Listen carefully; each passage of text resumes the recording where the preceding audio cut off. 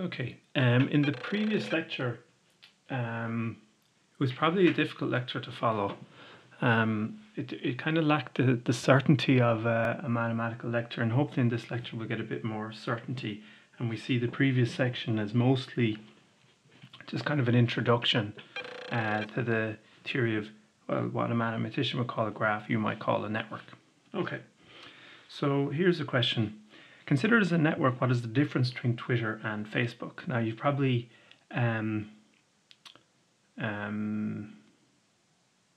me talking about this already, but on Twitter, certainly if we draw the little interactions or linkages in terms of a digraph.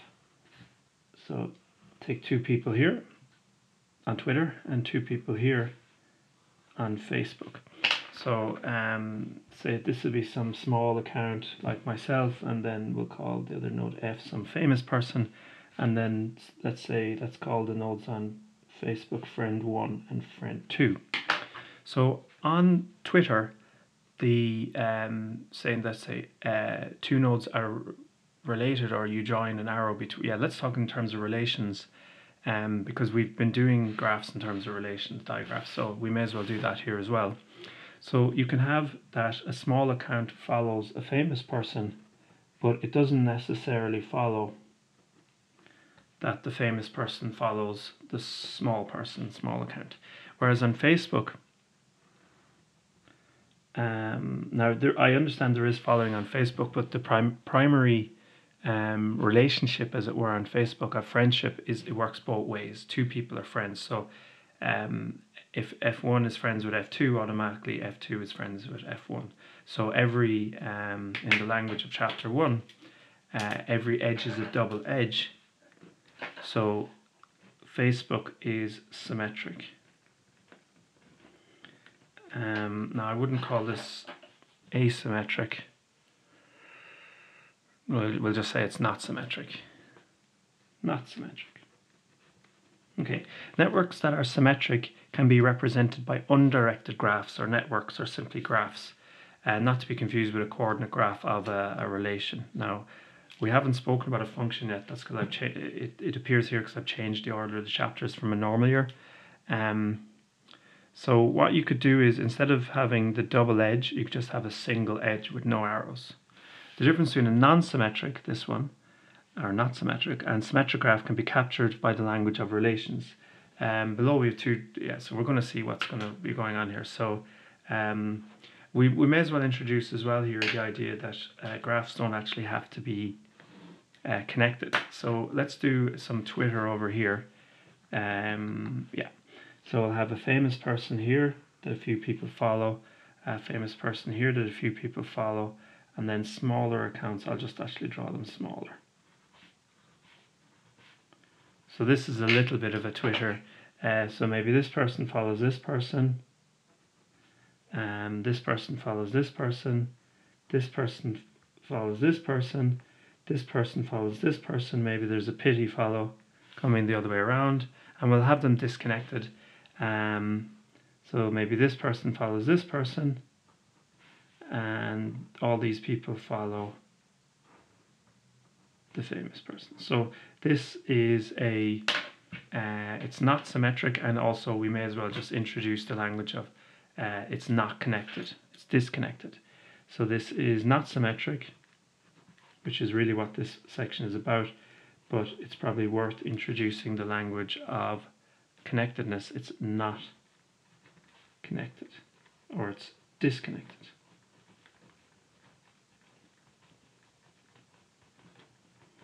So a graph is connected.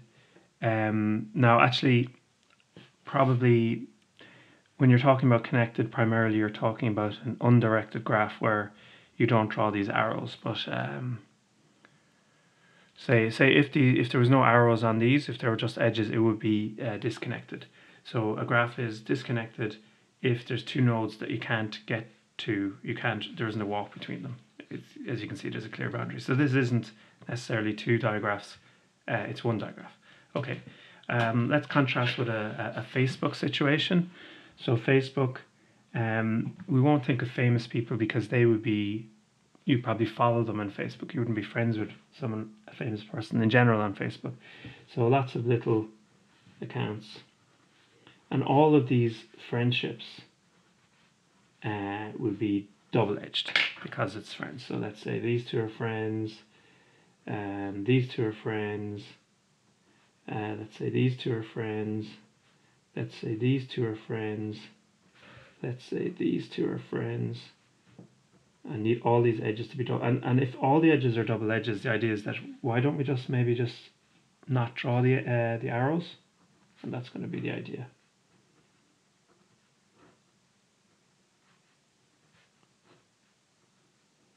I think you can be on Facebook with no friends, so we'll leave someone there and isolate it. So something like this. So this is symmetric and this is not. And this is also disconnected because you can't get from here to any other one. So if you're dealing with a symmetric relation, a symmetric directed graph, we might replace the two edges, because remember these are all double edges, with a single undirected edge. So what I'm talking about here, so let's put some notation on this. So let's call this A and this node B, and we'll do something similar here. Let's call this node A and this node B. So this edge, the notation you'd use a roundy bracket, because order is important from A to B, first, second. Whereas when you've got the double edge, which is you've got A to B and B to A, how about if we have a completely symmetric relation? Now don't do this with relations, but in terms of the network, replace it with a single edge A to B. And you see this is, the order doesn't matter. So basically you say, okay, let's, instead of drawing a double where order is important, a double edge, we'll just draw a single edge and just call it AB with curly brackets because order is not important. And similar story, if you've got a loop, you want to represent it like this. You don't want to represent it like this. And here's a question for you. Why would I not write a loop as a set containing A and A? Okay. So we've got a definition of an undirected graph, which you might call a network, or so undirected is important here, or just a graph, consists of a set of nodes or vertices. They're just different names for these things, and a set of edges, and the set of edges consists of one and two element subsets of V. So we'll hopefully see some of this on the next page. Now the one element subsets, these are loops.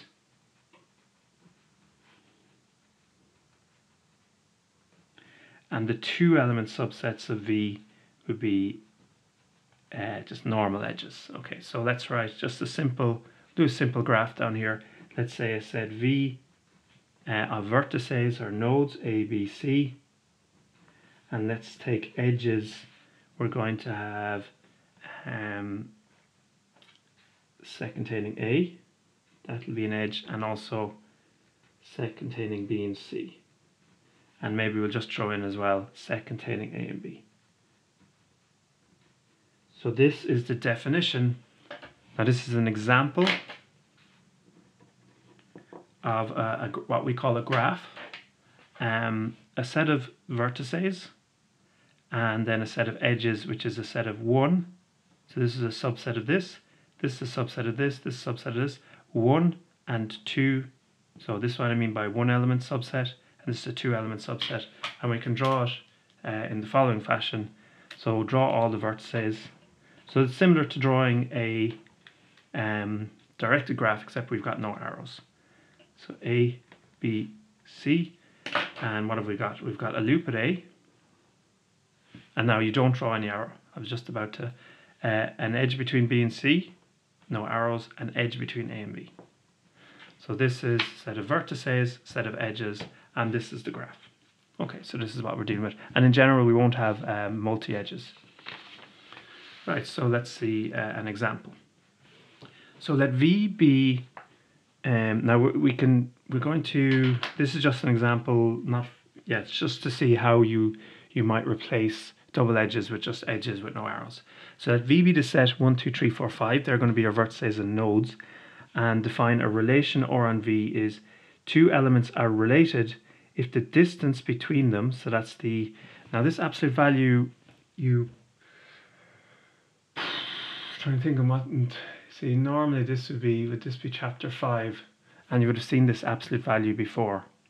So let me just do some examples here. I'll do it for these things here. So the absolute value of, say, a positive number is itself, and if you have the absolute value of a negative number, it changes the sign. So it'll be minus 3, which is plus 3. Okay, so really, if you're talking about the difference between them, now we can calculate them if we want, but if you take time, think about it, the absolute value of x minus y is the same as the distance between them. And when I say distance, I mean if you actually drew a number line, 1, 2, 3, 4, 5. So like the distance between 2 and 5 is 3, 1, 2, 3. And distance, of course, is symmetric.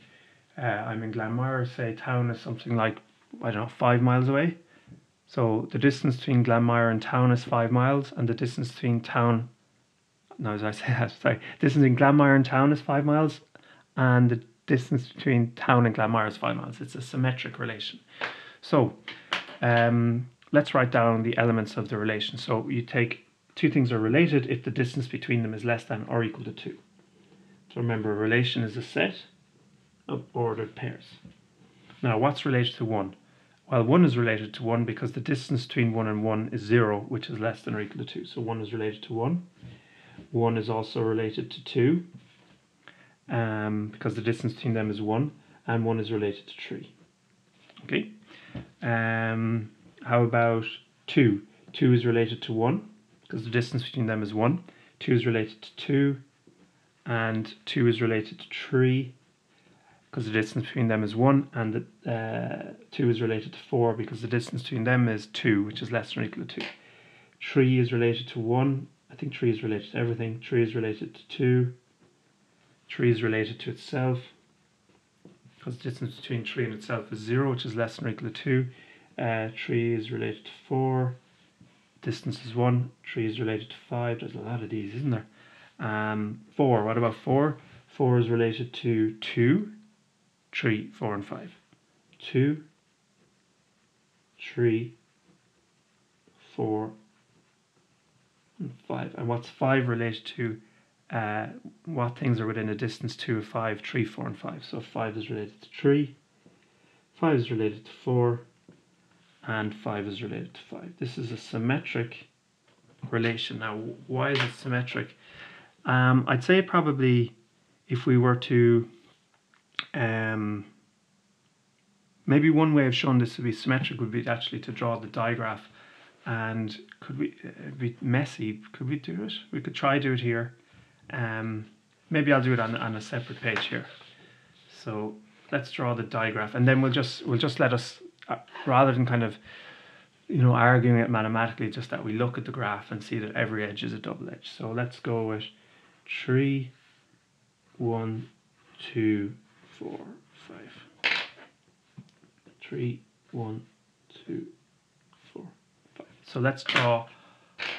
Now this is a relation, so we're going to draw the digraph of the relation. We're just going to kind of say, well, why would we draw a digraph when it's symmetric? We'll just draw a graph. So digraph means directed graph. If you just say graph, it's assumed undirected. So 1 is related to 1 here. 1 is related to 2. 1 is related to 3. 2 is related to 1, double edge. 2 is related to 2, loop. 2 is related to 3. And actually we'll ask questions about for revision for chapter 1 for those watching before the test about reflexive, etc. 2 is related to 4. 3 is related to 1, double edge. 3 is related to 2, double edge. 3 is related to 3, loop. 3 is related to 4. 3 is related to 5. 4 is related to 2, double edge. 4 is related to 3, double edge. 4 is related to 4, loop. 4 is related to 5. 5 is related to 3, double edge. 5 is related to 4, double edge. 5 is related to 5. And if you just have a look at that, it's symmetric because, actually we'll go through reflexive, symmetric, transitive. So reflexive So what is reflexive about? So we're kind of going, this is a bit of revision really for chapter 1. If you've done the test and you're watching this after that, my apologies. Anyway, so it's reflexive, yes, because 1 is related to 1, 2 to 2, 3 to 3, 4 to 4, 5 to 5. So you can answer this 2 ways. So it's yes. Either you say, now for all, and all is important, x in the set of vertices, x is in the relation. Or you can say x is related to x. So that's the kind of hard mathematical way. The easier way looking at the graph is you say every node has a loop, and it has to be all of them. Like if there's a loop missing at 2, then you would say that it's not reflexive because 2 is not related to 2, or there's no loop 2. It has to be every. So every node. Remember, you can pause me if I'm going too fast. Every node has a loop. Now, symmetric. Now, there's probably 3 ways to do this, but one of them kind of using algebra here, we probably can't do. So we'd be kind of arguing if the distance between x and, you say the distance between x and y is the same as the distance between y and x. We could show that, but we need algebra, and we haven't done algebra yet, so we're not going to do that. We're going to look at, I don't think actually we can look at this and just say, oh, look at it. I think we actually have to use this. So every edge is a double edge. We just look eyeball, yeah, every edge is a double edge. So it's symmetric, yes. Every edge is a double edge, and the loops are fine. Because you can think of the loops as like, loops are like double edges as well. So you can go from 2 to 2. Can you go back? Yeah, you just do 2 to 2 again. Now the other one that's in the box, transitive. So this is about, can you do shortcuts? Maybe if you want to pause the video and have a think. Yeah, it's not transitive. Again, if you want to see why, maybe pause the video. Otherwise, I'll see it. So you got 1 is related to 3, and 3 is related to 5, but 1 is not related to 5. So you can't do the shortcut, no. So I can say, and I'll write this in 2 different ways. So these are the 2 different ways. 1 is related to 3, and 3 is related to 5, but 1 is not related to 5. So that's one way of writing it. Second way of writing it is saying 1, 3 and 3, 5 are both in the relation, but 1, 5 is not. Alternatively, we can say arrows 1 to 3 and 3 to 5, but not. That's what transitive means, that you can always do a shortcut. There's no arrow directly from 1 to 5. So it's not transitive. And that means it's not an equivalence relation. Again, that's revision. Now, back thinking in terms of the graphs. So this is symmetric relations, and so we can represent it by an undirected graph. What we're going to do is just basically, we can do all this, but no arrows. Okay, so what are the edges in that case? So the edges would be, how do you write them? So first of all, maybe we'll do the loops.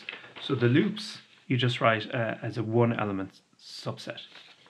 So there's this is, so set containing 1, set containing 2, set containing 3, set containing 4 and 5, they're all loops, they're all edges. So set containing 1, set containing 2, set containing 3, set containing 4, set containing 5. They're the loops.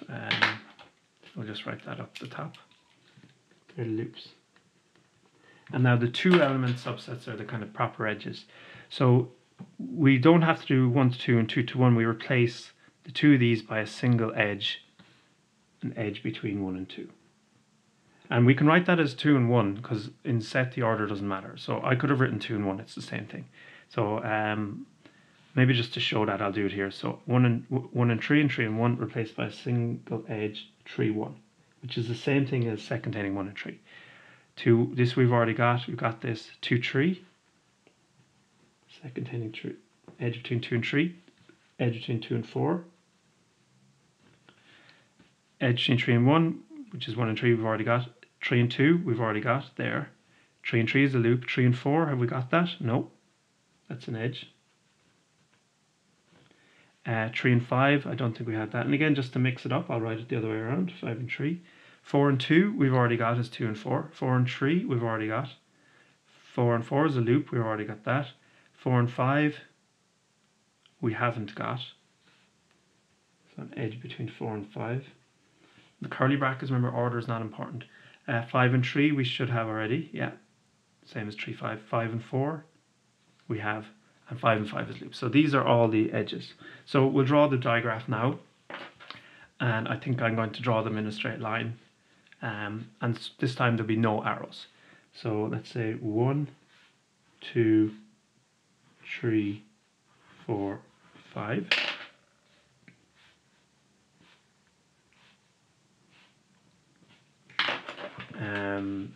So let's see. So we got loops at 1. And you don't put any arrow. I'll probably put an arrow by mistake, but there's no arrow on these loops.